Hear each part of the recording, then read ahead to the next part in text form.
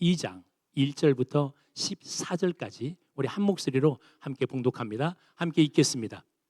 그 일 후에 하나님이 아브라함을 시험하시려고 그를 부르시되 아브라함아 하시니 그가 이르되 내가 여기 있나이다.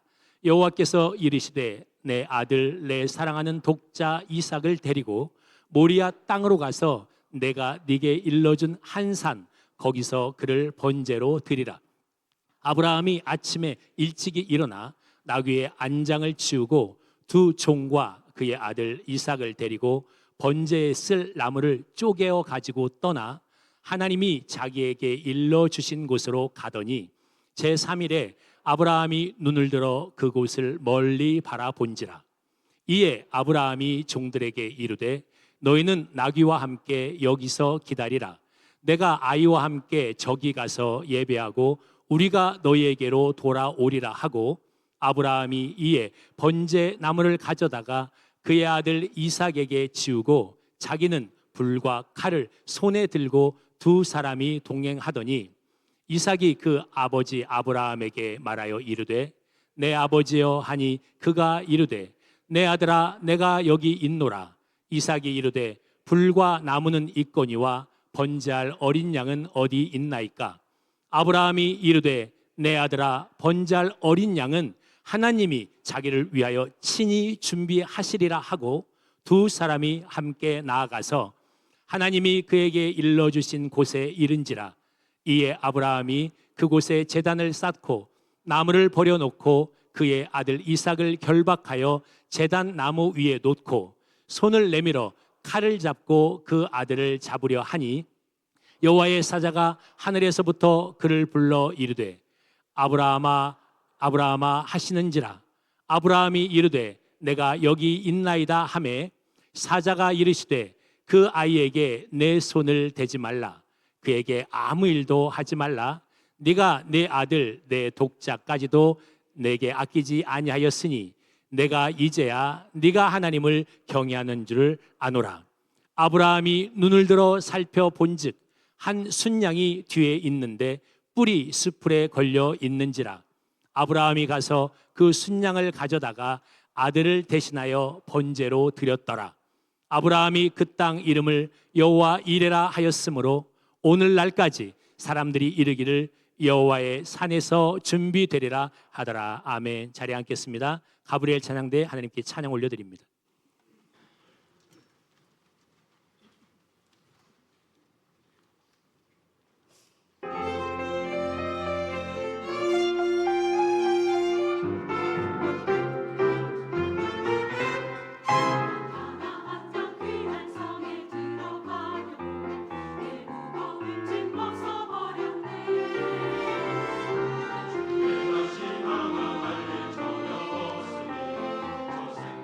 내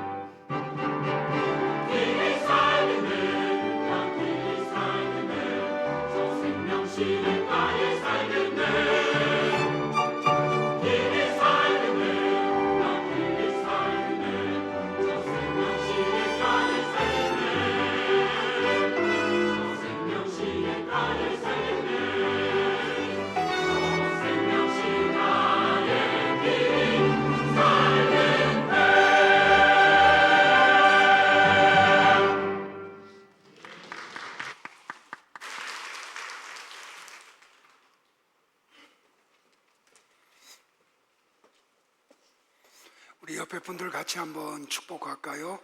더위에 건강 유의하시기 바랍니다 하고요.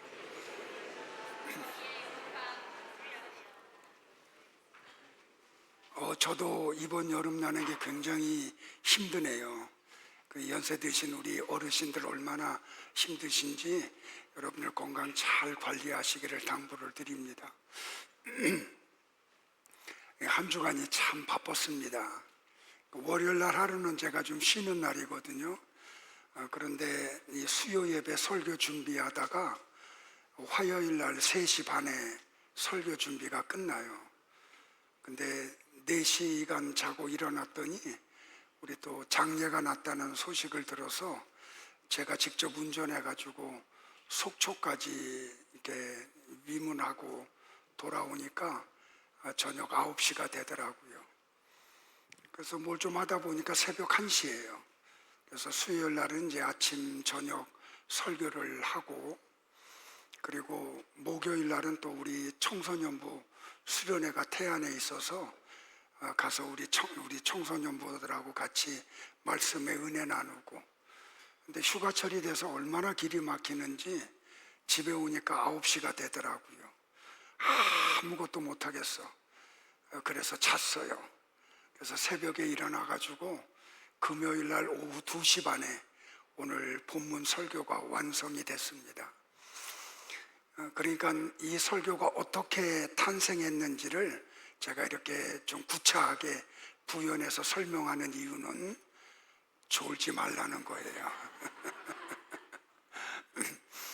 그리고 오늘 말씀이 굉장히 좀 깊이가 있어서 여러분들이 중간에 조금 이렇게 따라오지 못하면 말씀을 끝까지 붙잡을 수 없으니까 잘 따라오시기를 바라고, 또 예배 끝나자마자 아이들 데리고 태국에 가는데 치앙마이하고 치앙라이 그 라오스 국경 오지 쪽으로 가요. 그러다 보니까 또 어제도 짐 싸느냐고 새벽 1시가 넘어서 잠을 잤어요. 아침에 눈을 뜨니까 8시 20분이더라고요. 그래서 간신히 머리만 감고 오늘 1부 설교하고 2부 설교를 합니다. 잘 따라와 주실 거죠? 네, 오늘 조금 좀 이렇게 좀 서론적인 얘기를 좀 장황하게 할게요. 하나님이 우리에게 당신을 알려주셨어요. 그걸 우리는 교의학적인 용어로 뭐라고 말하냐면 계시라고 말을 해요. 근데 하나님이 당신을 우리에게 알리시는 방법이 2가지가 있어요. 하나는 일반 계시. 일반 계시를 다른 말로 뭐라고 표현하냐면 자연 계시라고 해요. 그러니까 하나님이 창조한 자연물을 통해서 당신을 알려주세요. 근데 이거는 거울을 보는 거와 같이 희미해요. 그래서 하나님을 정확하게 알 수가 없어요. 그래서 하나님이 우리에게 아주 특별한 계시를 해주세요. 그걸 특별 계시라고 하고, 그거를 성경 계시라고 이야기를 해요. 근데 성경은 신약과 구약으로 되어 있어요. 구약은 39권, 신약은 27권. 그래서 66권이에요. 근데 하나님이 성경을 통해서 우리에게 말씀하시고자 하는 것은 주제가 하나예요. 구원이에요. 그 구원은 예수 그리스도를 통해서 이루어져요. 그러니까 성경은 구원 이야기고 그 구원을 이루시는 예수님에 대한 이야기예요. 그런데 하나님이 이 계시를 어떻게 해주셨냐면 구약은 그림자를 그려서 설명을 해주세요. 그리고 신약에는 실체이신 예수 그리스도를 사람의 몸을 입혀서 세상에 보내심으로 알려주셨어요. 그래서 구약이 그림자고 신약이 실체라고 하는 것은 기독교 신학에서 굉장히 중요한 자리를 차지하고 있어요. 그러니까 이 이야기는 무슨 이야기냐면 구약과 신약은 전혀 다른 이야기를 하는 별개의 성경이 아니고 구약과 신약은 밀접하게 연결이 되어 있다는 것을 말을 하죠. 자, 구약이 그림자고 신약이 실체라고 하는 것은 내가 지어낸 말이 아니에요. 성경이 말하고 있는 내용이에요. 자, 히브리서 기자는 히브리서 10장 1절에서 이렇게 우리에게 알려주셨어요. 율법은, 구약은 장차 올 좋은 일, 신약, 은혜의 그림자일 뿐이다.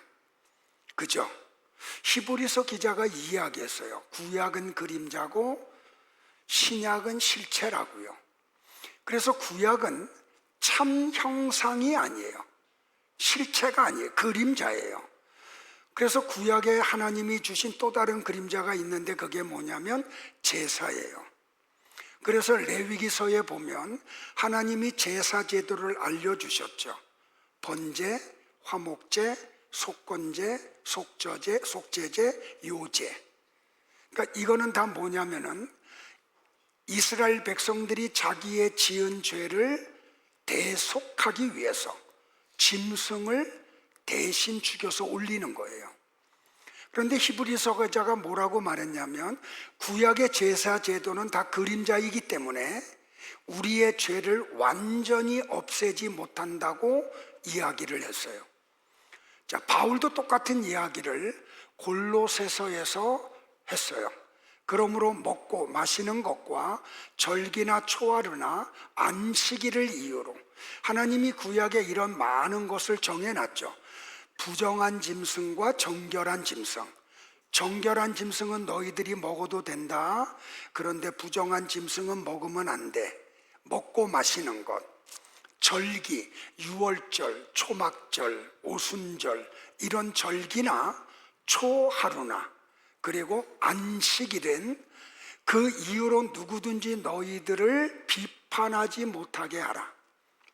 이것들은 장래일, 신약의 실체이신 예수 그리스도, 복음, 은혜의 그림자다. 그런데 진짜 몸은 뭔지 아니? 그리스도야 라고 이야기를 했어요. 자, 됐죠? 그러니까 구약이 그림자고 신약이 실체라고 제가 말하는 것은 제가 지어낸 이야기가 아니고 성경이 말하고 있는 내용이라고 하는 것을 여러분은 잊으시면 안 돼요. 그런데 여러분들 이게 뭐냐면 그림자는 윤곽은 보여주지만 확실하지는 않죠. 희미하잖아요. 그림자를 그거를 보면 우리는 이렇게는 알아요. 아, 이거는 사람의 그림자야. 이거는 짐승의 그림자고 이거는 나무의 그림자야. 그래서 대략 그 그림자의 실체의 형상이 뭔지는 짐작을 할 수는 있어요. 그러나 그 사람의 그림자를 보고 눈이나 코나 입의 생김새나 색깔이나 질감까지는 알 수가 없어요. 그래서 그림자를 희미하다라고 말하는 거예요. 그러니까 그림자는 스스로 존재하지 못하죠. 실체가 있을 때의 그림자는 존재를 해요. 그래서 실체가 나타나면 그림자의 역할은 그것으로 끝나요. 그렇다고 그림자가 소용없는 건 아니죠. 그래서 구약은 신약을 이해하게 하는 굉장히 중요한 자료가 돼요. 자, 구약에 있는 하나님이 만들어 놓으신 제도나 어떤 사람이나 사건은 그 자체로 끝나는 게 아니에요. 그건 그림자로서의 역할을 해요. 그 모든 것의 실체는 뭐냐면 하나님의 아들 예수 그리스도예요. 그러니까 예수 그리스도가 오시면 그 그림자의 역할은 끝나는 거죠. 장차 오실 예수 그리스도의 구원 사건을 미리 보여주는 것이 그림자라는 말이에요. 그러면 여기서 우리는 이런 질문을 던져야 돼요. 왜 하나님은 처음부터 실체를 말씀하지 않고 실체를 보여주지 않고 먼저 그림자를 보여주고 난 후에 몇천 년이 지난 뒤에 실체를 보여주셨느냐는 거예요. 이것은 계시의 점진성이라고 하는 원리가 숨겨져 있어요. 그러니까 영적 진리에 무지했던 구약 시대의 사람들에게는 처음부터 신약의 깊은 구원의 진리를 보여주면 알 수가 없어요. 이해할 수도 없어요. 믿을 수도 없어요. 그걸 우리가 어떻게 알아요? 몇천 년 동안 구약 성경을 선물로 받았던 이스라엘 백성들이 실체이신 예수님이 오셨음에도 불구하고 알아먹어요, 못 알아먹어요? 못 알아먹어요. 믿지도 않잖아요. 오히려 예수님이 하는 행동과 말을 듣고 오해를 해서 예수님을 박해를 하잖아요. 그래서 하나님은 이렇게 먼저 그림자로 보여주고 나중에 실체를 우리에게 보여주신 거예요.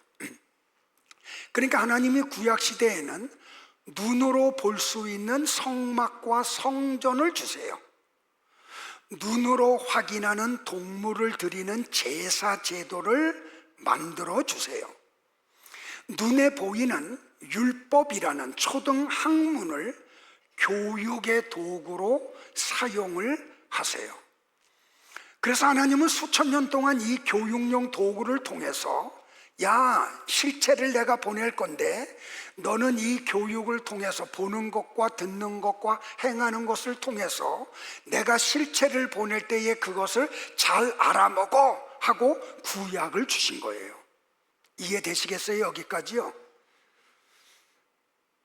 자, 그리고 난 후에 실체이신 예수님을 이 땅에 보내어 주시죠. 그래서 예수님이 동정녀 마리아의 몸을 빌려서 육신을 입고 세상에 오신 거예요.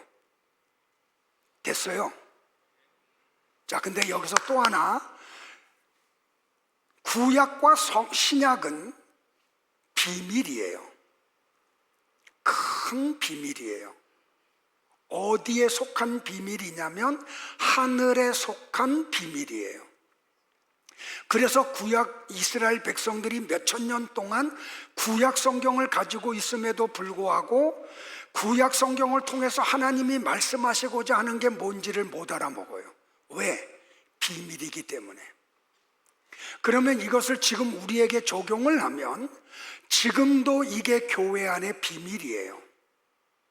그래서 많은 사람들이 교회를 열심히 다니고 예배를 드리고 성경을 읽고 설교를 듣고 제자 훈련을 받음에도 불구하고 성경에서 말하고자 하는 내용이 뭔지를 몰라요. 비밀이기 때문에. 저는 여러분들에게 이 비밀을 알려주는 역할을 하도록 하나님이 목사로 부르셨어요. 그래서 시간이 날 때마다 한눈 팔지 않고 책상에 앉아서 성경과 씨름을 해요. 그리고 하나님 앞에 눈물 뿌려 기도해요. 기록된 계시의 말씀에 담겨져 있는 비밀을 저에게 알려달라고요. 그리고 이 비밀을 여러분들에게 공개를 하는 거예요. 근데 이거는 하나님이 여러분을 도와주셔야 들려요. 저도 마찬가지로 제가 성경을 연구하고 노력한다고 성경 속에 있는 비밀을 알아내는 거 아니에요. 하나님이 보혜사 성령을 저에게 부어주시고 제 마음의 눈을 밝혀주실 때 제 눈에 보이기 시작을 해요. 그러면 여러분도 마찬가지예요.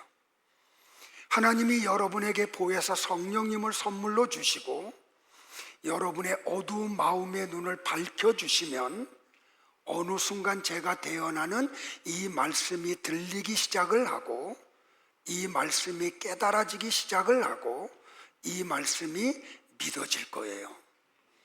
그러면 이 말씀이 어떻게 되냐면 나와 여러분을 삶 속에서 끌고 가요. 내가 주도권을 가지고 말씀을 데리고 가는 게 아니고 말씀이 나를 붙잡고 말씀의 세계로 나를 데리고 다녀요. 이걸 신앙생활이라고 이야기를 해요. 자, 그러면 구약이 그림자고 실체는 신약에 있다는 이게 전제가 되면 오늘 창세기에 나오는 아브라함의 모든 이야기도 그림자겠죠. 그러면 실체는 신약 어딘가에 있겠죠. 자, 오늘 창세기 22장은 백세에 주신 아들 이삭을 하나님이 아브라함에게 번제로 드리라는 사건이에요. 그러면 이 이삭을 번제로 드리는 사건도 그림자겠죠. 그리고 신약에 그 실체가 있겠죠. 그래서 오늘 저는 이삭의 번제 사건의 실체가 예수님의 십자가의 죽음이라고 하는 것을 신약과 구약을 통해서 잘 제가 설명을 드려서 말씀을 드릴게요. 됐어요? 설교를 할 때는 제가 조금 꼴 보기 싫어도 설교자하고 눈을 마주쳐야 돼. 그래야 이 말씀이 들려요. 허공 보지 말고 설교자하고 눈이 마주치기를 축복을 해요. 자, 첫 번째로 이삭을 하나님이 뭐라고 말하냐면 아브라함의 독자라고 얘기해요. 그리고 예수님을 하나님은 당신의 독생자라고 이야기해요. 너 다음 주부터 늦으면 들어오지 마. 그거 늦게 오는 것도 습관이 돼. 이렇게 얘기할 수 있으니까 감사하잖아, 그죠? 제가 만약에 숫자 늘리는 목회하는 목사라고 했으면 간 떨려서 얘기 못해요. 근데 복음을 전하는 목사이기 때문에 이런 얘기를 해요. 자, 보세요. 독생자라고 하는 표현은 그 원어를 찾아가 보면 굉장히 깊은 영적인 진리가 담겨져 있어요. 여러분들이 우리말 사전을 찾아보면 독자라는 단어를 어떻게 표현했냐면 외아들이라고 설명을 했어요. 그런데 히브리어의 독자라는 단어와 헬라어의 독생자라고 하는 단어를 파자하면 그 속에 담겨져 있는 진리가 확연하게 드러나요.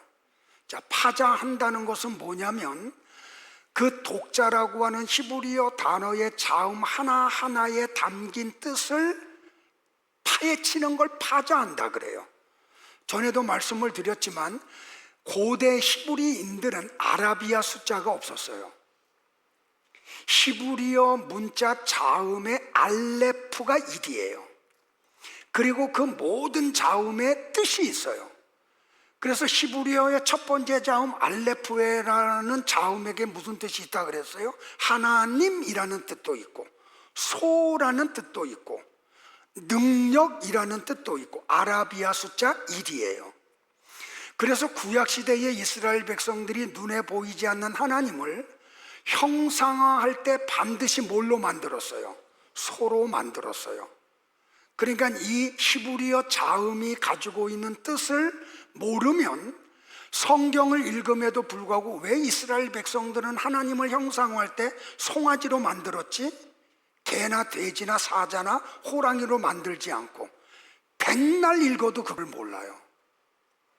자, 그러면 독자라고 하는 그 파자를 한번 해볼게요. 창세기 22장 2절에서 하나님은 아브라함에게 이렇게 말을 해요. 아브라함아, 네 사랑하는 독자 이삭을 데리고 모리아 땅으로 가서 내가 네게 일러준 한 산 거기서 그를 번제로 드리라 라고 말이에요. 여러분들 보세요. 아브라함에게는 이미 이스마엘이라고 하는 아들이 있죠. 근데 하나님은 이스마엘은 완전히 배제를 시켜버려요. 그리고 이삭만 너의 아들이래요. 그래서 이스마엘을 배제하고 하나님이 뭐라고 말하냐면 이삭이 네 독자야 라고 얘기해요. 그런데 여러분들 이 독자라고 하는 히브리어 단어가 뭐냐면 야히드예요. 야히드라는 단어를 파자하면 히브리어 자음 요드와 헷과 달렛으로 되어 있어요. 자, 그런데 히브리어 자음 요드는 무슨 뜻을 갖고 있냐면 손이라는 뜻을 갖고 있어요. 자, 독자라고 하는 단어의 속에 무슨 뜻들이 내포되어 있는지를 여러분들이 아셔야 돼요. 자, 요드라고 하는 자음은 손, 핸드라는 뜻을 가지고 있어요. 그런데 이 요드가 어떤 단어 맨 앞에 쓰이면 상태나 존재의 시작을 알리는 거예요. 그러니까 독자라고 하는 단어의 요드는 야, 이제 아들들이 일어난다라고 하는 걸 설명하는 거라고요. 자, 두 번째 자음이 뭐냐면 헷이에요. 헷이라는 자음의 뜻은 뭐냐면 울타리라는 뜻이에요. 펜스예요. 그리고 이 헷이라는 자음이 갖고 있는 의미가 뭐냐면 무엇인가를 안으로 모아서 단단히 둘러싸고 분리되지 않게 보호하도록 하나로 묶는다라는 뜻이에요. 수요 예배 안 하려고 작정 일부 때도 했어요. 지금 우리 요한복음 공부하고 있거든요. 지난주에 요한복음 20장 공부했어요. 예수님이 부활하시고 난 다음에 그 새벽에 막달라 마리아와 다른 여인들이 보죠. 그리고 제자들이 봐요. 베드로와 요한이요.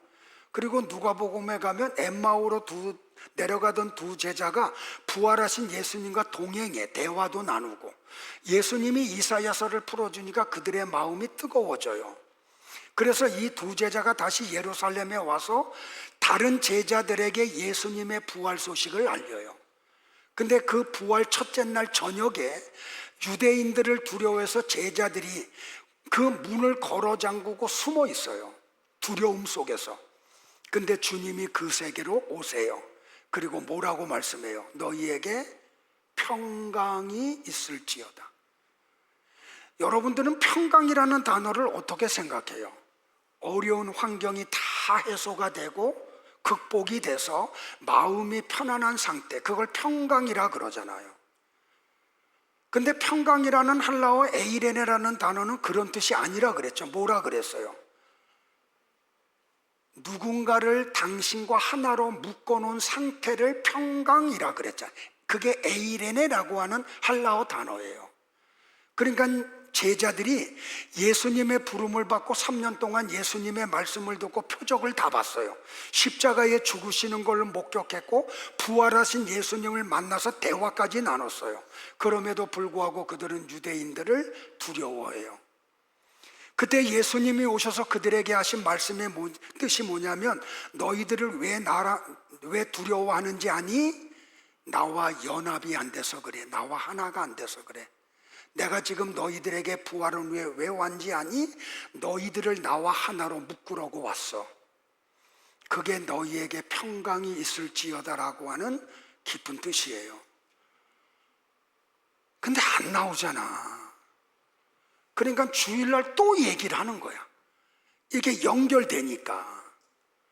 그러니까 설교 시간이 길어지는 거예요. 길어지면 또 나한테 또 눈치태. 자기네들이 한 짓은 생각 안 하고. 그러니까 여러분들 자꾸 말씀이 선포되는 곳에 오셔서 자꾸 들으셔야 돼요. 그래야 비밀을 알게 되잖아요. 바로 이 헷이라고 하는 자음이 그런 뜻이라는 말이에요. 울타리, 펜스라는 뜻이에요. 자, 세 번째 자음이 뭐냐면 달렛이에요. 달렛은 무슨 뜻이냐면 문, 도어라는 뜻이에요. 그러니까 이 독자라고 하는 히브리어 단어 야히드를 파자하면 이런 뜻을 갖고 있어요. 야히드는 숫자 하나를 뜻하는 에하드와 어근이 같아요. 근데 이 에하드라고 하는 단어는 둘 이상이 하나로 된 것을 말해요.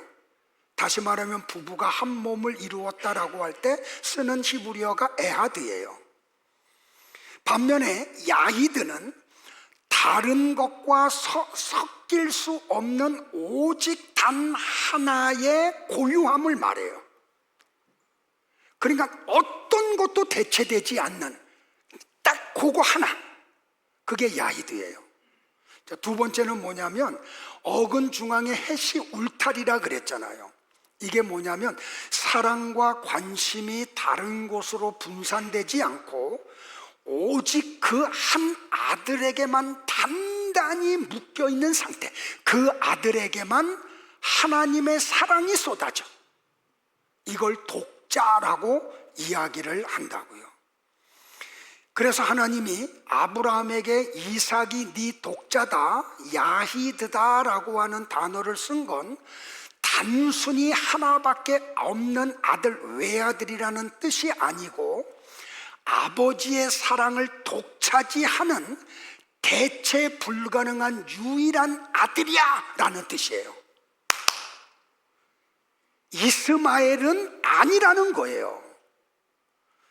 그래서 하나님이 아브라함에게 이스마엘은 제해버리고 이삭이 네 독자라고 말씀을 하신 거예요.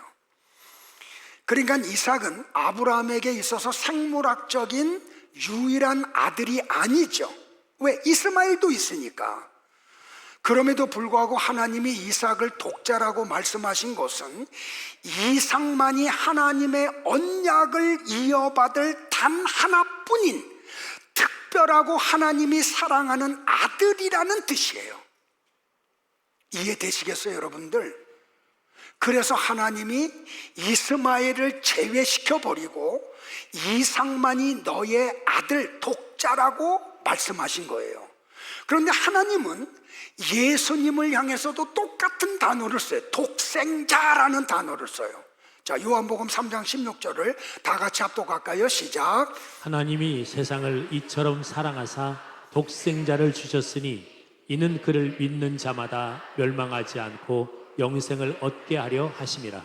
하나님은 아브라함에게 이삭이 너의 독자다라고 말씀하시고 유대인들에게 뭐라고 말씀하시냐면 예수 그리스도만이 나의 유일한 독생자야 라고 말씀을 하세요. 근데 독생자라고 하는 헬라어 단어가 뭐냐면 모노게네스예요. 모노게네스는 두 단어가 합성된 단어예요.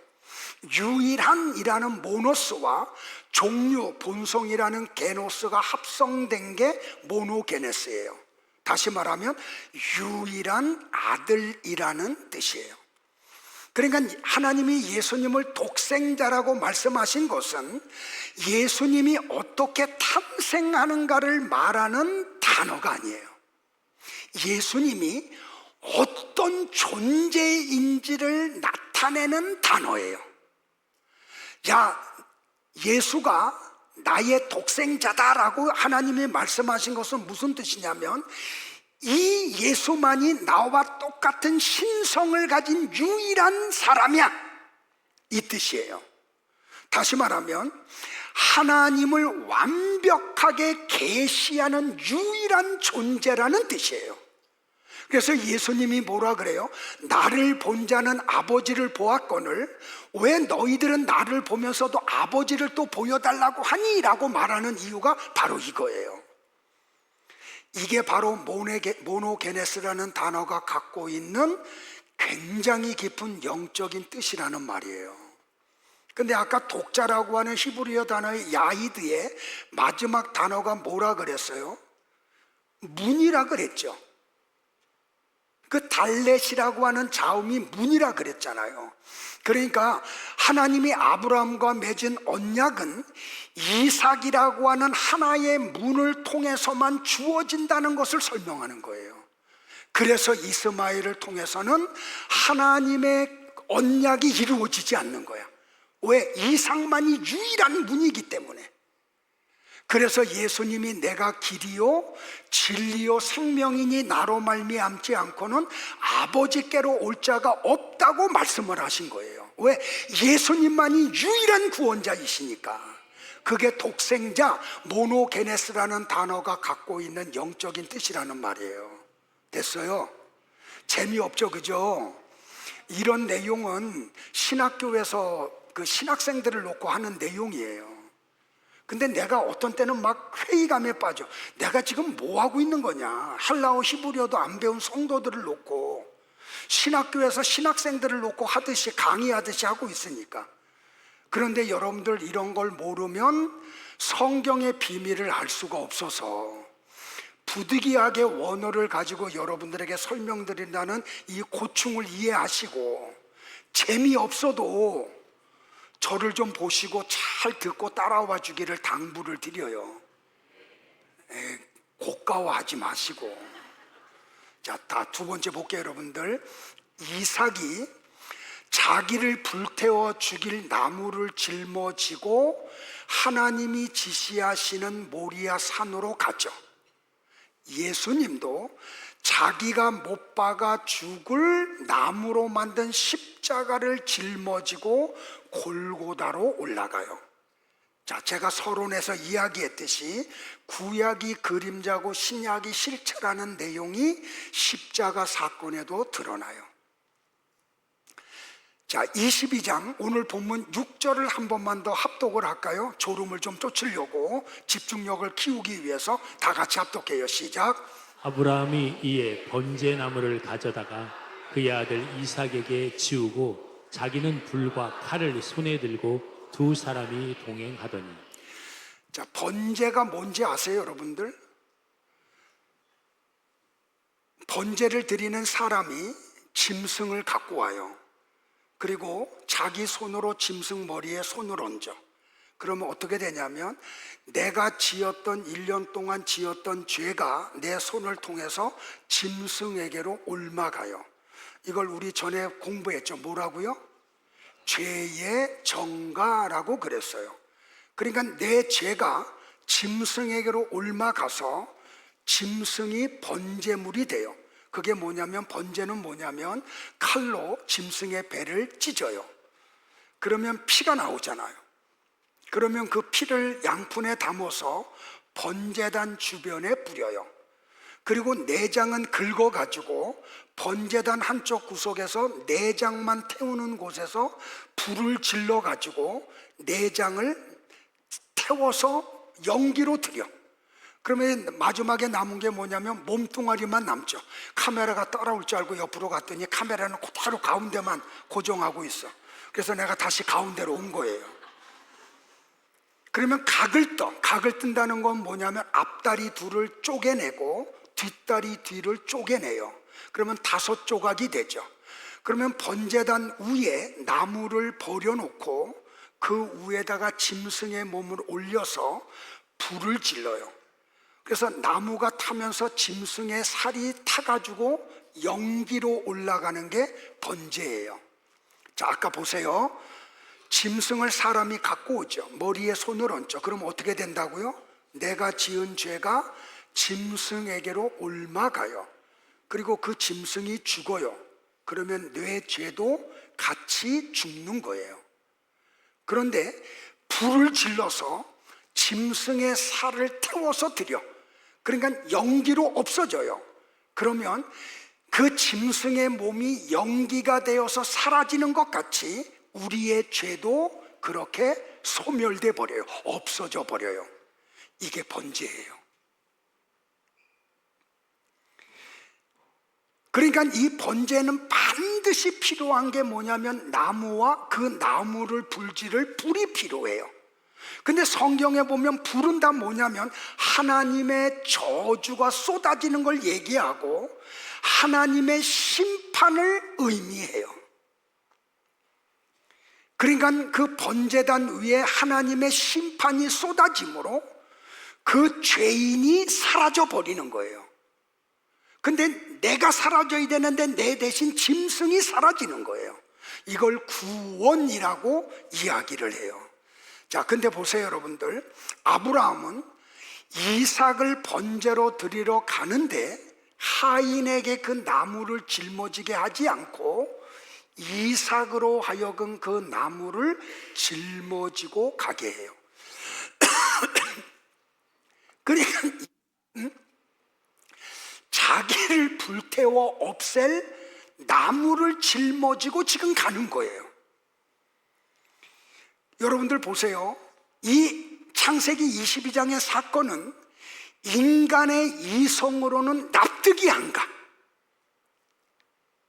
인간의 윤리적이고 도덕적인 개념으로는 명령하는 하나님을 알 수가 없고 그것을 시행하는 아브라함과 이삭을 이해할 수 없어요. 그러니까 여러분들, 성경은 인간의 이성으로 알아지는 게 아니에요. 이 세상이 어떤 윤리적이고 도덕적이고 철학적인 것으로 알아지는 게 아니에요. 하나님이 알려주실 때만이 알게 되는 거예요.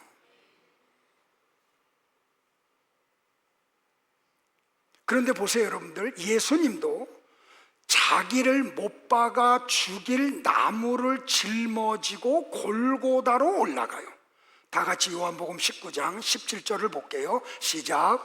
그들이 예수를 맡음에 예수께서 자기의 십자가를 지시고 해골이라 하는 곳에 나가시니. 그러니까 이삭의 그 번제 사건은 그림자라는 거죠. 그 실체는 예수님의 십자가의 죽음을 이야기하는 거라는 말이에요. 근데 보세요, 여러분들. 창세기 오늘 22장의 전체를 읽어보면 하나님이 이삭의 번제 사건에 간섭을 하시죠. 그래서 죽어야 될 이삭이 죽지 않고 살아났죠. 그런데 이삭이 살아나는 방법이 뭐예요?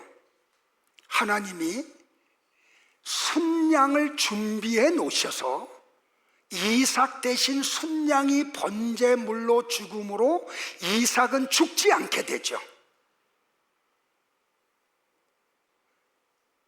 그런데 골고다 사건에서는 하나님의 독생자 예수 그리스도가 하나님을 향해서 외쳐요. 탄식하며 엘리 엘리 라마 사박다니, 나의 하나님 나의 하나님 어찌하여 나를 버리시나이까. 근데 이삭의 사건에는 하나님이 개입하셔서 이삭을 살려주셨는데 예수님의 십자가 사건에는 하나님이 외면을 하세요. 간섭을 안 하세요. 그래서 독생자 예수가 죽도록 허락을 하세요. 그러면 여기서 우리는 이 질문을 던져야 돼요. 왜 이삭은 살리시고 예수님은 죽게 하셨느냐는 거예요. 왜냐하면 예수님은 그 독생자의 대속의 죽음을 죽을 순양, 하나님의 어린 양 그 자체이셨기 때문에 그래요. 그래서 예수님은 십자가에서 죽으셨던 거예요. 그러니까 예수님은 하나님이 창세전에 선택한 택자들의 죄를 대속하기 위해서 스스로 나무로 만든 십자가를 짊어지고 올라가서 하나님의 외면 속에 거기서 죽임을 당하신 거예요. 누구 대신? 나 대신, 여러분 대신 말이에요. 자, 세 번째는 이 순양이 숯불에 뿔이 걸려 있죠.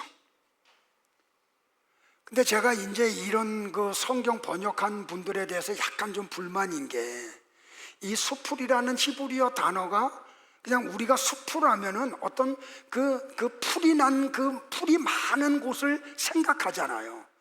근데 제가 조금 설명드리면 알 거예요. 예수님은 머리에 뭘 쓰세요? 가시면류관을 쓰세요. 자, 이 수풀이라는 단어가 바로 그 뜻이에요. 그러니까 아브라함이 하나님이 지시하시는 곳에 이삭을 데리고 도착을 해요. 그리고 아브라함은 번제를 드릴 준비를 해요. 좀 피곤하지만 좀 눈 뜨고. 그래서 제단을 쌓아요. 그리고 이삭이 짊어지고 온 나무로 제단 위에 불을 지를 수 있도록 잘 쌓아요. 그리고 난 후에 어떻게 해요, 여러분들? 이삭을 결박해요. 그리고 그 나무 위에다가 올려놔요. 근데 여러분들, 이때 당시 이삭의 나이가 10대 후반이에요. 그리고 아브라함은 110세가 넘어가는 후반이에요. 그러면 육체적으로 아브라함이 이삭을 결박할 수 없어요. 힘으로는 이삭이 아브라함을 얼마든지 제어할 수 있기 때문에요. 근데 이삭은 이사야 53장의 말씀과 똑같이 도살장으로 끌려가는 어린 양과 같이 아무 일도 안 해요. 그냥 순순하게 아버지의 결박을 받아요. 그리고 아브라함은 이삭을 제단 위에 올려놓고 실제로 칼을 들어서 이삭의 배를 찌르려고 내려치려고 그래요. 바로 그 순간 하늘에서 여호와의 사자의 음성이 들려요.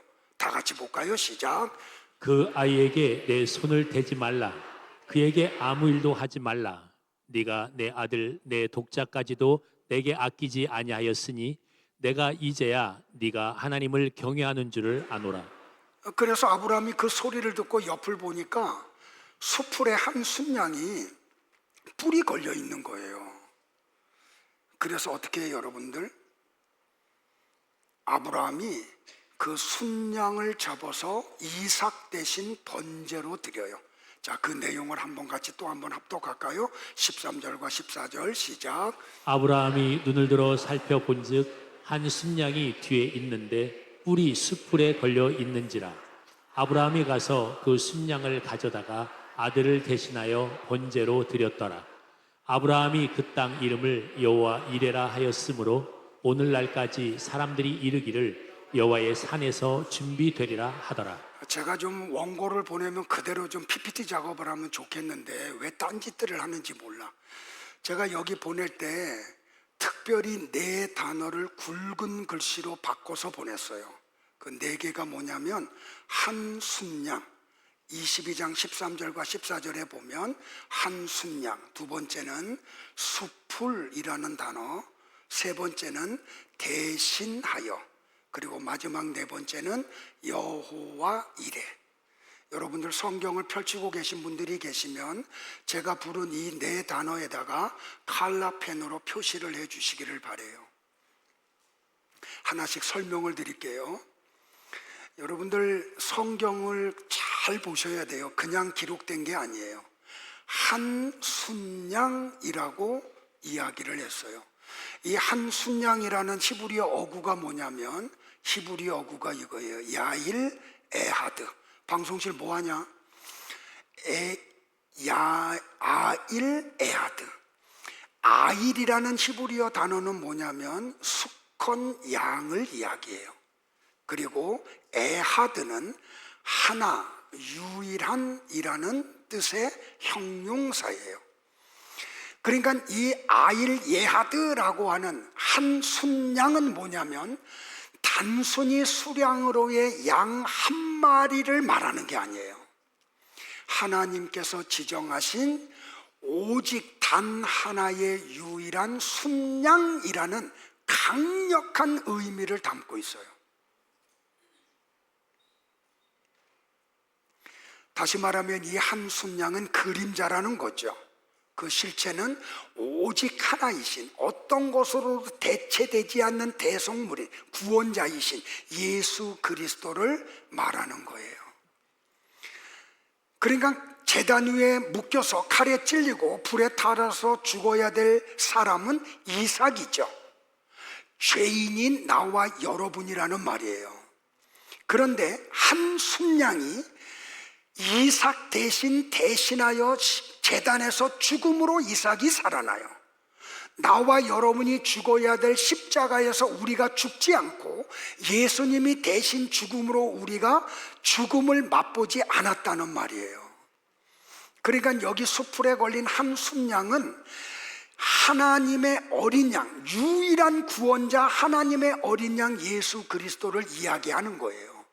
그래서 구원은 예수라는 이름 외에 다른 데서 구원받을 이름이 세상에 존재하지 않는 거예요.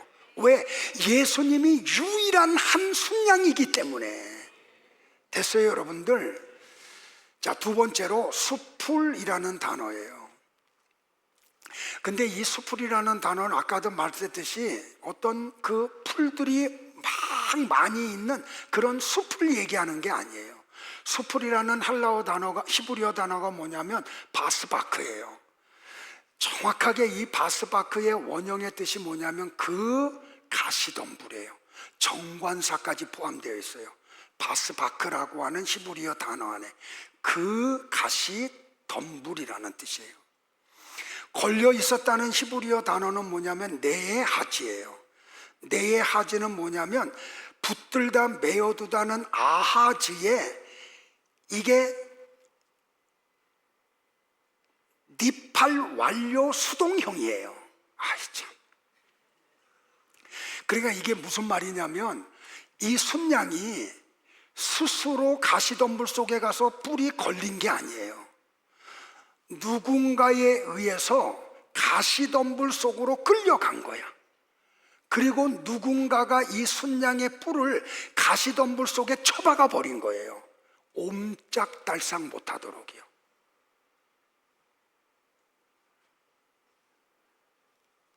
그걸 하신 분이 누구예요? 하나님이세요. 그러니까 하나님은 예수 그리스도를 십자가로 끌고 가신 거예요. 그리고 그 십자가에 못 박히도록 단단히 붙잡고 계셨던 거예요. 여러분들, 아브라함이 순양을 준비한 거 아니에요. 아브라함이 순양을 본 것도 아니에요. 하나님이 순양을 준비하시고 그 순양을 그 가시덤불에 걸리게 하시고 아브라함으로 보게 하셔서 대신 번제로 제물을 받으셨던 거예요, 여러분들. 그러니까 예수님은 십자가에서 가시로 만든 면류관을 머리에 쓰시잖아요. 이게 실체라는 말이에요. 다 같이 성경을 볼게요. 우리 창세기 3장 18절. 그러니까 이 가시라고 하는 것은 인간이 죄를 범했을 때 하나님이 주신 저주 심판의 그 내용물이잖아요. 볼까요? 다 같이 시작. 땅이 내게 가시 덤불과 엉격피를 낼 것이라. 그러니까 이 죄를 지은 인간에게 쓰여지는 게 뭐냐면 가시덤불이에요. 근데 그 가시덤불에 걸려야 될 이삭 대신 순양이 걸려요. 가시덤불에 가시면류관을 써야 될 대상은 나와 여러분인데 예수님이 대신 가시면류관을 쓰세요. 그래서 우리가 그 면류관을 안 쓰게 되는 거예요. 순양이 가시덤불에 뿔이 걸려 빠져나오지 못했던 모습은 인류에게 내려진 저주의 가시덤불을 머리에 쓰고 친히 십자가에서 죽으신 예수님의 고난을 그림자로 보여주는 거라는 말이에요. 이게 지금 다 그림자로 지금 십자가를 설명하고 있는 거예요. 자, 세 번째는 대신하여라고 하는 단어예요. 대신하여라고 하는 히브리어 단어가 뭐냐면 타하트예요. 이거는 여러분들 전치사거든요. 무엇 무엇의 아래에 무엇 무엇을 대신하여라는 말이에요. 그러니까 타하트라고 하는 전치사는 그 아들을 대신하여라는 뜻이에요. 이삭을 대신하여 순양이 제물이 되어서 죽임을 당하는 거예요. 그러니까 이 타하트라고 하는 것은 구속 역사에서 굉장히 중요한 의미를 담고 있는 단어예요. 그러니까 이삭이 칼에 맞아 피를 흘리고 나무에 불이 붙여져서 살이 타서 없어져야 되는 존재인데 순양이 이삭 대신 칼에 찔리고 죽음으로 이삭이 죽음에서 벗어남을 받는 거예요. 그런데 이 타하트 대신하여라는 단어가 레위기서에 오면은 제사제도로 설명이 되잖아요. 그래서 레위기서에 보면은 제사제도에 대한 내용이 초반에 아주 반복해서 나와요. 야, 무슨 제사는 언제 드려라? 그때 제물은 어떤 걸로 써라? 그게 다 제사제도 얘기예요. 타하트예요. 대신하여. 그것도 그림자라는 거죠. 실체는 뭐냐면 우리가 죄로 인해서 하나님의 심판을 받아 죽어야 되는 존재들인데 예수님이 우리 대신 죽으심으로 우리는 그 하나님의 심판에서 면제를 받았다는 뜻이에요. 그게 대신하여라는 뜻이라는 말이에요. 다 같이 베드로전서 3장 18절을 볼까요? 시작. 그리스도께서도 단번에 죄를 위하여 죽으사 의인으로서 불의 한 자를 대신하셨으니 이는 우리를 하나님 앞으로 인도하려 하심이라. 육체로는 죽임을 당하시고 영으로는 살리심을 받으셨으니. 예, 하나님은 이삭 때에는 칼을 멈추시고 순양을 대신 제물로 받으셨는데 골고다 언덕에서는 그 칼을 멈추지 않으세요. 독생자 예수 그리스도를 친히 가시 면류관을 쓰게 하시고 십자가에서 피 흘려 죽음으로 나와 여러분의 구원을 완성시켜 버리셨어요. 이게 대신하여예요. 많이 힘들으시죠? 저도 힘들어요. 나 지금 비행기 타고 갈 게 지금 깜깜해. 지금 제가 이 2부 예배 1부 2부 끝나고 나면 이제는 서재에 가서 쓰러지거든요. 근데 오늘은 쉬지 못하고 비행기를 타고 긴 시간을 가야 될 걸 생각하니까 지금 앞이 깜깜해. 그런데도 불구하고 지금 이렇게 열불을 내서 설교하는 거는 이거 안 들으면 안 되기 때문에 여러분들 조금 지금 좀 지쳐가고 있거든요. 좀 집중력 놓치지 마세요. 자, 네 번째는 뭐냐면 여호와 이래요. 아주 여러분들이 많이 쓰는 단어. 여호와의 산에서 준비되리라. 그러니까 아브라함이 순양을 이삭 대신 번제로 드린 다음에 이야기하죠. 여호와 이레라고 그 땅의 이름을 지어줘요. 여러분들 이레라고 하는 히브리어 원형은 뭐냐면 이르에예요. 그러니까 우리 성경은 조금 요거를 함축한 거예요. 근데 이르에의 원형이 뭐냐면 라예요. 라라는 단어의 뜻은 뭐냐면 보다라는 뜻이에요. 근데 이 이르에는 나의 3인칭 남성 단수예요. 미래형이에요. 그가 미래에 보실 것이다 라는 뜻이에요. 근데 여러분들 이상하지 않아요? 왜 본다라는 단어가 준비된다는 단어로 이렇게 혼용해서 쓰냐는 거예요. 여러분들 이거는 히브리식 사고를 모르면 절대로 알 수가 없어. 그래서 히브리식 사고를 여러분들에게 조금 설명을 드릴게요. 히브리인들은 하나님이 이스라엘 백성의 고통과 필요를 보신다라고 표현을 해요. 그러니까 하나님이 보신다라고 하는 것은 단순히 보는 것으로 끝이지 않는 거예요.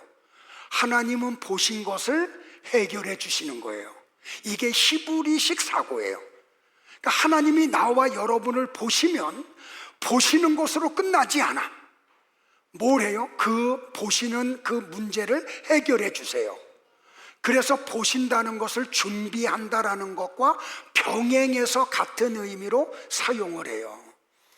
이게 어떻게 설명되냐면 여호와 이레라는 단어가 여기 창세기 22장 뒤에 처음 나온 게 아니에요. 자, 보세요. 아브라함이 나무를 이삭의 어깨에 짊어지고 하나님이 지시하는 곳으로 가요. 그때 이삭이 이상한 거 하나 발견하죠. 다른 때는 번제에 쓸 어린 양을 데리고 갔는데 이번에는 어린 양이 없어. 그래서 이삭이 올라가다가 아버지에게 물어봐요. 아버지, 오늘은 번제에 쓸 어린 양을 왜 안 가져가십니까? 번제에 쓸 어린 양은 어디 있습니까? 하고 물어봐요. 그때 아브라함이 이삭에게 이렇게 답변을 하세요. 다 같이 봐요. 시작. 내 아들아, 번제할 어린 양은 하나님이 자기를 위하여 준비하시리라. 여호와 이레를 아브라함은 순양을 대신 드리고 난 다음에 처음 한 말이 아니에요. 이미 이삭을 데리고 올라갈 때 여호와 이레라고 말을 했다니까요, 여러분들. 그러니까 아브라함은 하나님이 순양을 준비하실 것을 이미 알았어. 이미 믿었어요. 이걸 히브리서 기자는 뭐라고 표현했어요? 부활신앙이라 그랬죠. 순양을 준비하실 것을 아브라함이 부활신앙으로 알았다니까요.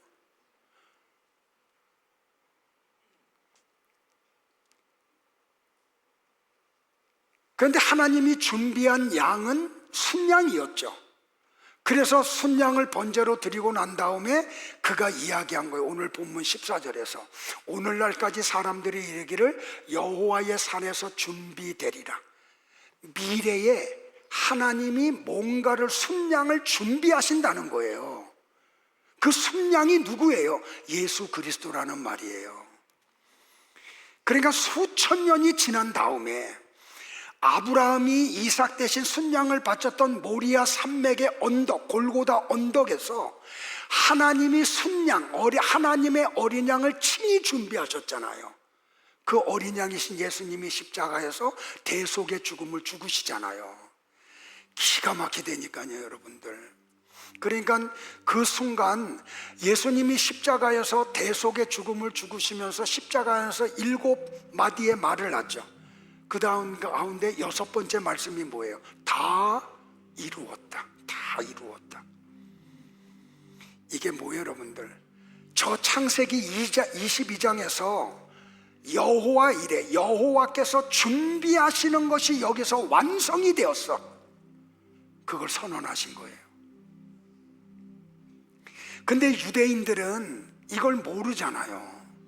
그래서 예수님이 요한복음 8장 56절에서 유대인들에게 뭐라고 말씀을 해요? 너희 조상 아브라함은, 너희 시조 아브라함은 나의 때 볼 것을 즐거워하다가 보고 기뻐하였느니라.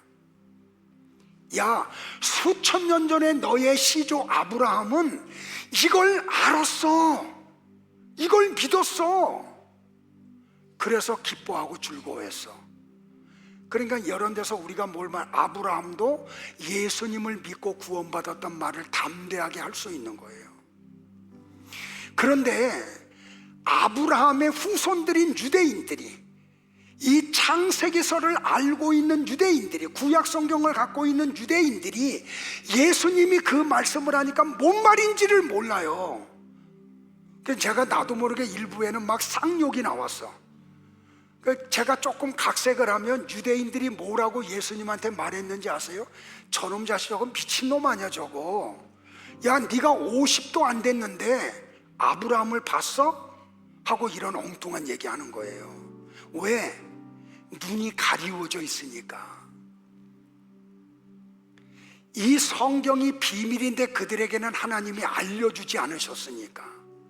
그러니까 몇천 년 동안 구약 성경을 읽고 연구하고 제사를 지냄에도 불구하고 예수님이 누군지도 몰랐고 예수님의 말이 뭘 의미하는지도 몰랐다는 말이에요.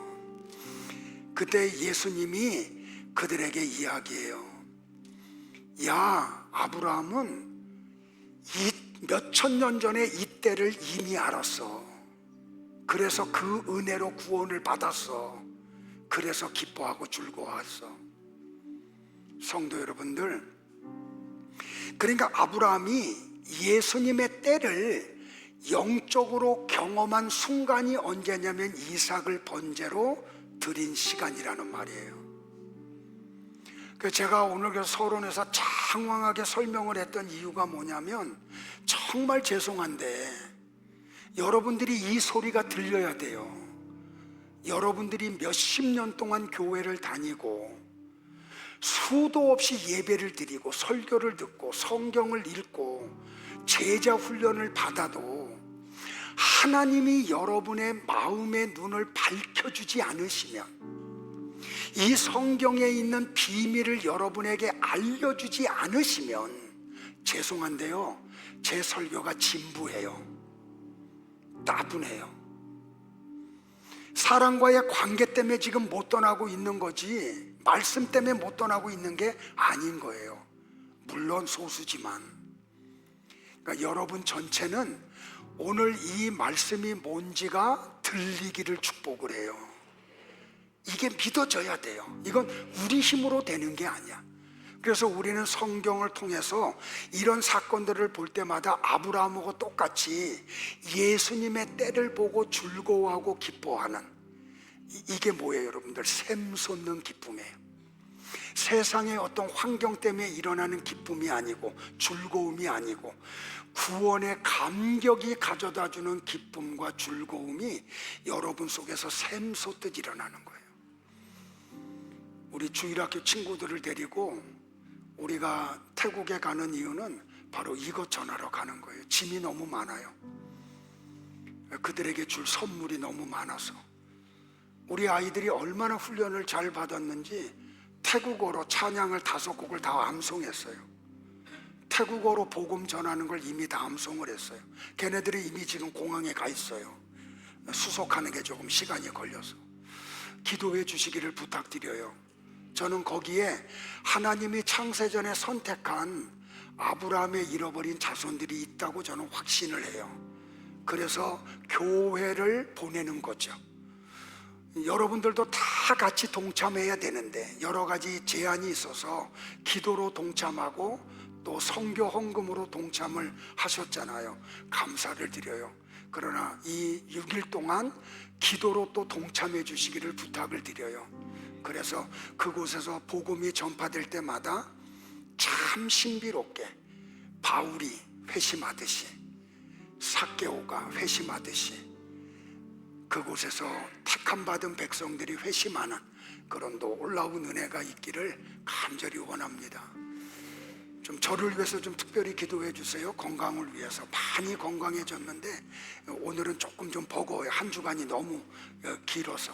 자, 우리 자리에서 일어나셔서 우리 찬양하고 받은 은혜를 생각하면서 기도하는 시간을 갖겠습니다. 우리 여기 청년들 참석하신 분들은 이번 수련회에 빠지지 말고 다 참석해서 같이 은혜 나누기를 당부합니다.